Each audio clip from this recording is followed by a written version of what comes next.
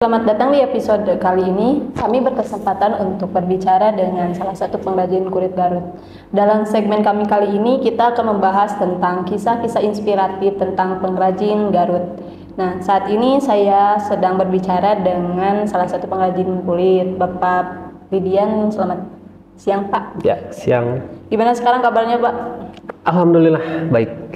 Mungkin kegiatan Bapak kali ini apa aja sih, Pak? Boleh diceritain dikit lah. Ya, mungkin untuk sehari-hari kebetulan saat ini saya menjabat sebagai ketua prodi juga. Kemudian ya tentu saja mengajar dan tentu saja usaha di bidang kulit ya, karena itu usaha turun-temurun lah ya, usaha keluarga, jadi saya tetap lanjutkan seperti itu. Oh, dari berarti sejak dulu ada ya Pak, dari turun-temurun? Iya, betul. Sejak tahun berapa tuh Pak kalau tahu? Wah, kalau tahunnya saya kurang tahu persis ya, tapi yang pasti dari mulai kakek saya, kemudian turun ke ayah, dan sampai sekarang saya. Kakak-kakak saya dua-duanya juga sama. Tapi Pak di pengrajin kulit sendiri dari produksi enggak? Produksi dari awal sampai akhir, ya kebetulan untuk saat ini saya masih produksi dari awal, dari mulai kulit mentah ya hingga menjadi bahan setengah jadi yang lembaran berwarna, belum dipotong, belum jadi produk ya, sampai situ. Nah, berarti Pak untuk seorang pengrajin kulit sendiri boleh diceritain nggak proses pembuatan kulit dari awal sampai akhir? Mungkin kalau diceritakan ya, mungkin ya. Kalau diceritakan secara detail panjang banget ya. Mungkin dari awal, mungkin dari biasanya dari kulit-kulit hewan ya, mayoritas di Sukaregang itu tempat saya tinggal itu mayoritas dari kulit domba dan juga kulit sapi ya, itu dua. Kemudian mulai dari pembersihan ya, kayak bekas sembelih dan lain-lain, rontok bulu ya, kemudian menjadi warna dasar. Jadi sebelum, kalau misalkan masyarakat itu bahwa nanti muncul ada kulit warna hitam, putih, merah dan lain-lain, itu semuanya diwarna dasarkan dulu. Setelah itu baru ke warna yang jadi lembaran ya, itu dihitungnya per sentimeter, kemudian diproduksi lagi menjadi produk, entah itu sabuk, jaket, tas dan lain-lain. Berarti Pak warna kulit sendiri itu dilihat dari basic kulitnya yang tadi pencucian ya, udah dicuci gitu? Enggak. Jadi kalau misalnya contoh misalkan ada sapi yang basicnya warna coklat ya, kita netralin dulu semuanya. Mau sapi yang warna coklat, mau sapi yang warna hitam putih totol-totol, itu kita netralin dulu biar nanti semua warna bisa masuk situ.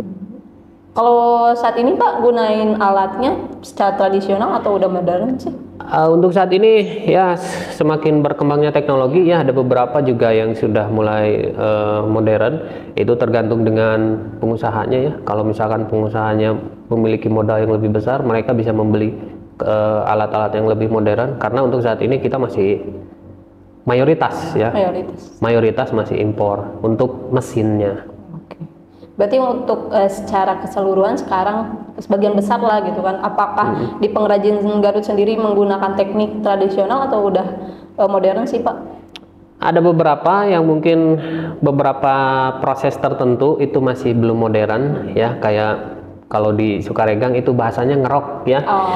Jadi ngerok itu merontokkan bulu. Nah itu masih secara tradisional, kita harus gosok gitu. Belum pakai mesin yang bisa kayak mesin cuci misalkan, masukin kulit terus putar, pas dikeluar bulunya udah rontok semua, itu ya masih tradisional lah beberapa. Kalau prosesnya berarti lama nggak sih Pak?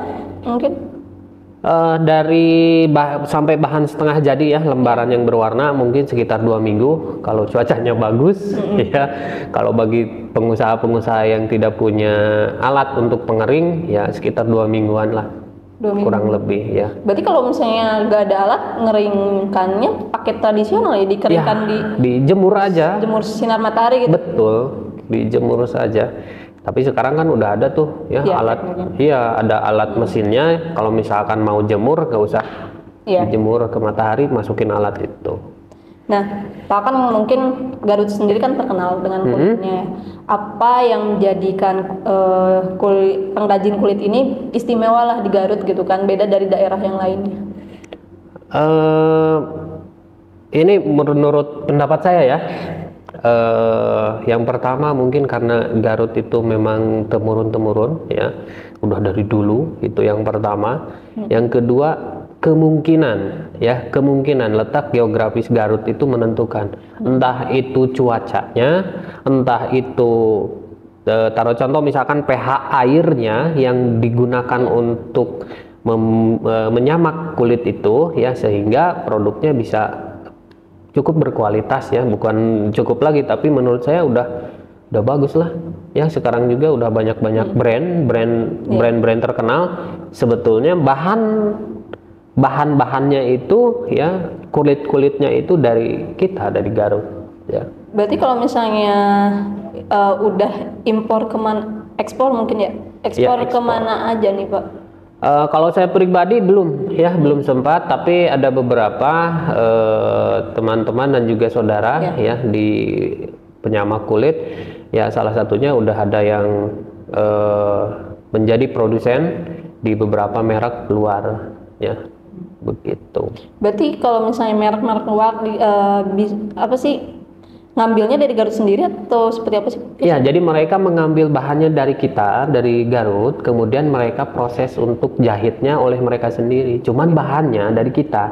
Ya, jadi kalau secara logika berarti bahan kita udah diakui ya oleh internasional gitu. Cuman sayangnya itu belum ada brand atau merek dari kita yang go internasional. Padahal bahannya udah dipakai sama brand internasional. Berarti kebanyakan kalau pengrajin kulit sendiri dia memproduksi setengah jadi ya, mungkin yang aja diproduksi ulang oleh brand-brand yang lebih besar lah mungkin dari Garut gitu. Ya, mayoritas karena awalnya juga kan Sukaregang ataupun juga ya pengrajin kulit Garut itu awalnya mereka penyamak. Ya, penyamak itu yang dari bahan mentah jadi setengah jadi. Awalnya itu. Tapi ada ini nggak sih Pak, ada apa? Target ke depan pengen go internasional gitu, punya brand-brand yang mungkin bisa go internasional lah? Ya, secara pribadi juga ya saya sudah mulai mencoba-coba ya, dengan apalagi dengan sekarang banyaknya media sosial ya, bentuk promosi kita ya yang sudah tidak terhalang oleh lokasi geografis dan lain-lain ya. Sekarang udah mulai lah ya, salah satunya ada beberapa brand di Sukaregang terutama udah mulai menyadari hal itu, bahwa Sukaregang atau Garut harus punya salah satu brand yang memang ya go internasional. Kalau menurut Bapak sendiri melihat mungkin kerajinan kulit Garut sendiri akan memandang ke masa depannya kan seperti apa sih Pak? Mulai saat ini ya sudah mulai terbuka ya. Setiap brand juga, setiap merek-merek, setiap pengusaha sudah mau melihat ataupun juga melirik dengan adanya teknologi. Ya, itu tertampar oleh pandemi kemarin. Ya, pandemi kemarin itu benar titik balik kita memikirkan gimana cara menjual ya tanpa harus konsumennya datang ke sini, kemudian cara mempromosikan ke minimalnya keluar kota kita sendiri. Ya, seperti itu. Ada target atau misi sendiri nggak, visi sendiri untuk kedepannya seperti apa sih Pak? Ya mungkin saya salah satunya dengan ya sedikit demi sedikit ya, saya memperkenalkan produk sendiri di tempat saya kerja, contohnya seperti ID card ya, ada contohnya.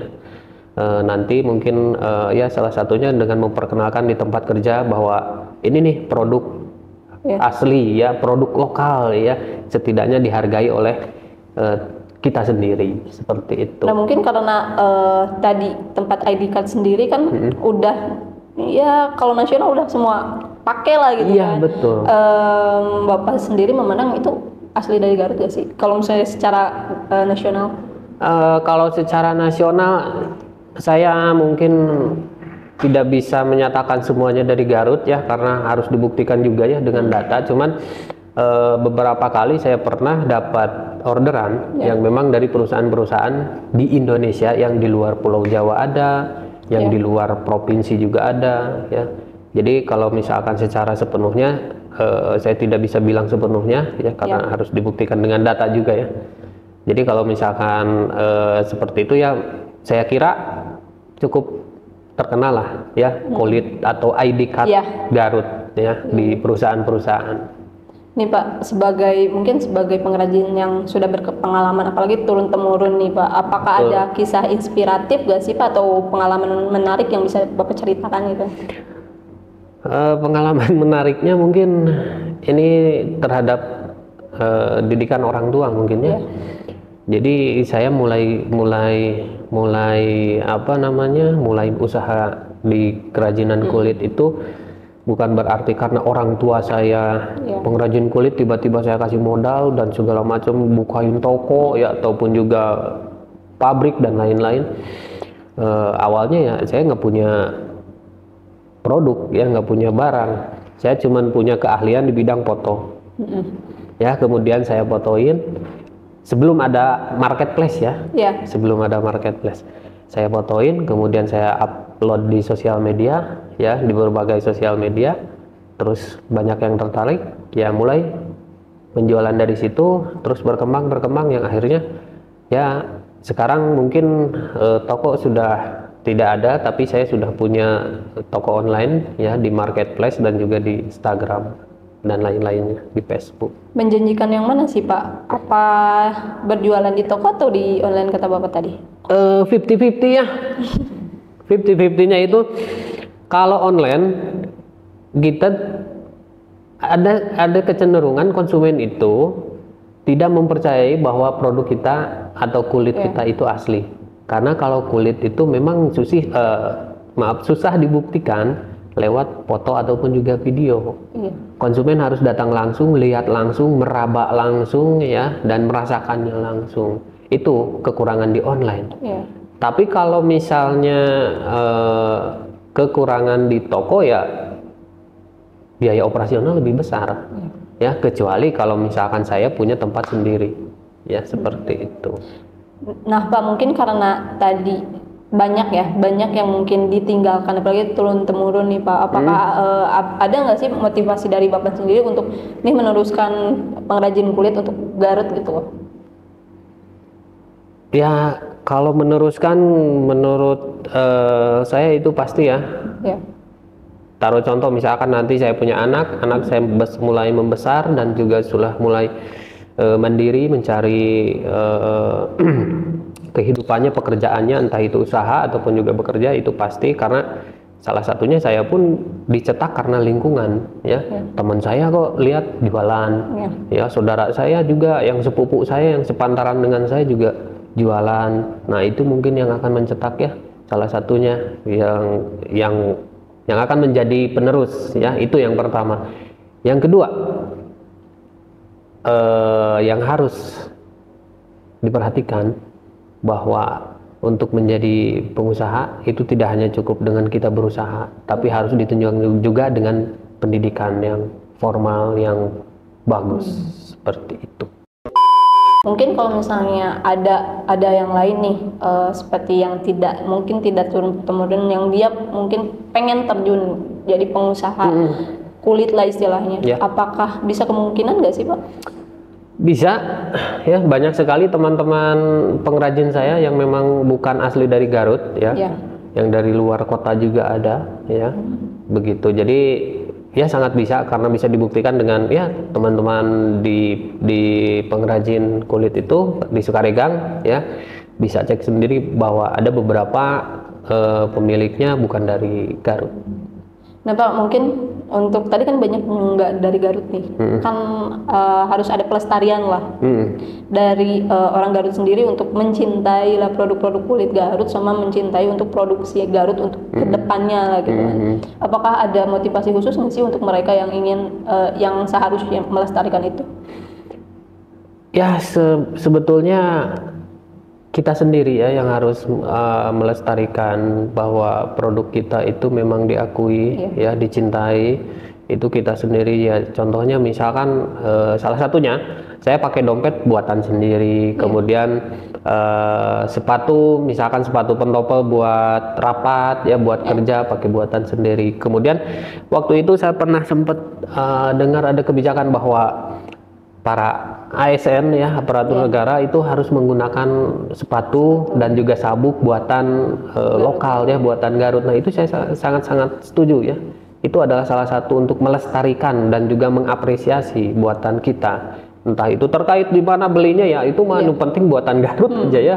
Itu seperti itu. Terus sejauh ini Pak, untuk kebijakan itu udah diterapkan nggak sih? Nah kalau itu saya kurang tahu ya, mungkin harus ke orang-orang dari Pemda mungkin seperti itu. Nah dalam era teknologi sama pasar saat ini yang mungkin persaingan pasar lah, terus bagaimana menjaga keaslian dan keberlanjutan dari pengrajin kulit sendiri untuk ke depannya? Menjaga keaslian ya salah satunya, taruh contoh ya, saya sempat ada order ya dari salah satu konsumen minta dibuatkan jaket dan juga sepatu boot ya, tapi dengan budget yang rendah, tapi dengan menggunakan bahannya dari imitasi. Imitasi. Nah saya tolak. Kenapa? Karena kalau saya terima, jangan sampai ada persepsi di konsumen, di masyarakat, oh ternyata di Sukaregang juga ada imitasinya. Justru itu yang paling akan merusak citra ya, merusak citra kita sebagai pengrajin kulit asli. Maka dari itu ya, daripada kita dapat ya mungkin ya dapat dari orderan itu tidak seberapa, tapi citra kita kedepannya rusak ya, maka itu adalah salah satu cara saya ya agar menjaga bahwa kulit buatan Garut itu tetap asli dengan tidak menjual imitasi ya, seperti itu. Pak, kalau di Sukaregang sendiri ada komunitasnya nggak sih Pak? Untuk komunitas ada, Asosiasi Penyamak Kulit Indonesia.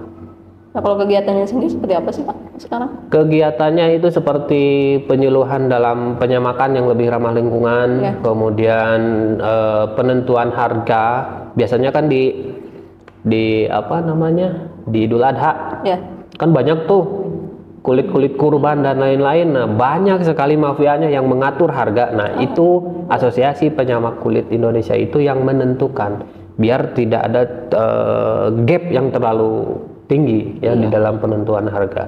Nah apa yang mungkin Bapak lakukan nih untuk mendukung pengrajin kulit sendiri dalam mempromosikan mereka lah gitu kan? Ya salah satunya mungkin mempromosikan seperti di sosial media ya, kemudian di tempat-tempat kerja, dan juga kalau ada tamu-tamu dari luar, tentunya kalau misalkan saya kedatangan tamu di universitas ya yang dari luar pulau, dari luar provinsi, saya kasih beliau-beliau mereka itu oleh-oleh cenderamata yang berupa kulit. Gitu. Karena kan mungkin banyak juga ya di sini, kayak misalnya dari menteri sendiri ya tamu-tamu. Betul. Terus kemarin juga contoh misalkan ya Universitas Garut misalkan ya, ada pertukaran mahasiswa ya, ada yang ke Sumatera, ada yang ke Kalimantan, ada yang kemana. Nah mereka dibekali produk-produk khas Garut. Begitupun mahasiswa yang datang ke sini, kan pertukaran mahasiswa ya, mahasiswa yang dari kita dibekali produk-produk khas Garut, mahasiswa yang datang dari luar datang ke sini, kita kasih oleh-oleh produk khas Garut, seperti itu. Berarti untuk pengeluasannya seperti itu ya Pak? Apakah support dari mereka seperti apa sih? Dari siapa? Dari yang menerima, mungkin yang dari luar sana yang tahu asli Garut nih gitu kan? Ya mungkin supportnya mereka salah satunya ya, mereka akan coba mempromosikan di sana ya, di tempatnya masing-masing, dan juga ya baru contohnya kemarin baru dikasih udah foto-foto, udah publish di sosial media, ya udah itu juga udah posting udah lah, ya udah promosi lah. Oh gitu. Nah Pak, bagaimana para pengrajin kulit sendiri untuk membangun ekonomi dan meningkatkan kesadaran keberagaman budaya gitu? Keberagaman budaya mungkin untuk saat ini ya, dari pengrajin itu budayanya masih tradisional ya, masih belum bisa menerima dari kayak budaya-budaya yang secara seperti korporasi ataupun juga cara mengatur ya, memproses dan lain-lainnya itu masih tradisional. Ya contohnya penggajian. Contohnya misalkan kita tuh harus ada pedoman, prosedur dalam membuat, memproses dan lain-lain. Itu masih karena mayoritas ya kita tidak belajar secara akademisi, tapi turun-temurun dari orang tua. Makanya kadang ada yang hal itu dilakukan turun-temurun, tapi karena hal itu dilakukan turun-temurun dianggap benar. Ya, padahal bukan benar ya, tapi kurang tepat lah. Ya, proses itu tuh kurang tepat, tapi karena dilakukannya turun-temurun, jadi dianggap halayak umum ya udah gini dari atasnya gitu. Oh iya, karena saya lihat sih Pak, mungkin model-modelnya sendiri apakah enggak mengikuti perkembangan zaman atau turun-temurun aja gitu kan, model-model yang ditawarkan gitu. Kalau model-model yang ditawarkan untuk desain dan lain-lain ya itu alhamdulillah ya mengikuti zaman. Cuman ya ATM-nya kadang kurang dilakukan secara sepenuhnya ya. Ya ATM itu amati tiru modifikasi ya. Modifikasinya ini yang mungkin ya PR untuk para pengusaha lah ya, penyama kulit ya. Mungkin itu dengan model-model yang termodernisasi lah, mungkin bisa jadi go internasional nggak sih? Bisa saja, karena untuk saat ini tuh bahkan sudah ada fenomena papirut ya. Mungkin untuk ibu-ibu ya khususnya ada fenomena papirut itu. Saya juga berpikir ya, ini papirut apa, siapa yang bikin? Ternyata ada fenomena papirut ya, kalau saya bilang merek ya, Papilion Garut. Jadi merek tas terkenal, bentuknya, kualitasnya itu produk Garut itu bisa menyeimbangkan ya, menyaingi jadi satu level dengan si merek itu dengan harga yang lebih terjangkau. Makanya muncullah fenomena itu papirut. Mendingan beli papirut ya. Papirut apa gitu ya? Ternyata Papilion Garut. Ya. Tapi udah go internasional gak sih? Go internasional mungkin belum ya, tapi kalau secara nasional udah. Kalau secara nasional udah. Go internasional setahu saya ya mungkin belum ada salah satu brand yang go internasional, cuman ada beberapa yang sekarang udah mulai ya. Tapi kalau bahannya, produk bahan dari kita, bahan yang setengah jadi yang kulit lembaran itu udah ada yang digunakan oleh merek internasional. Dan mungkin dipakai sama orang-orang internasional juga ya? Udah pasti karena mereknya internasional. Karena saya lihat sih jaket kulit sendiri emang jadi fashion lah gitu kan. Betul. Di ini gitu. Betul. Kenapa Garut sendiri nggak bisa go internasional gitu? Ya mungkin kesadaran akan brand ya, entah itu branding, entah itu sales promosi dan lain-lain. Ya, tapi sekarang udah ada tuh ya, ada salah satu kebetulan saudara juga udah mulai melihat ke arah situ ya. Salah satunya udah ada beberapa artis yang datang, kemudian menteri yang datang, kemudian masuk di salah satu stasiun televisi ya. Karena mungkin sekarang kan Sukaregang udah terkenal juga ya. Betul. Oke, baik. Terima kasih kepada Bapak yang sudah sama-sama waktu berbicara dengan kami, dan untuk episode kali ini semoga menjadi inspiratif ya Pak. Amin, amin, amin, amin. Kepada masyarakat Garut.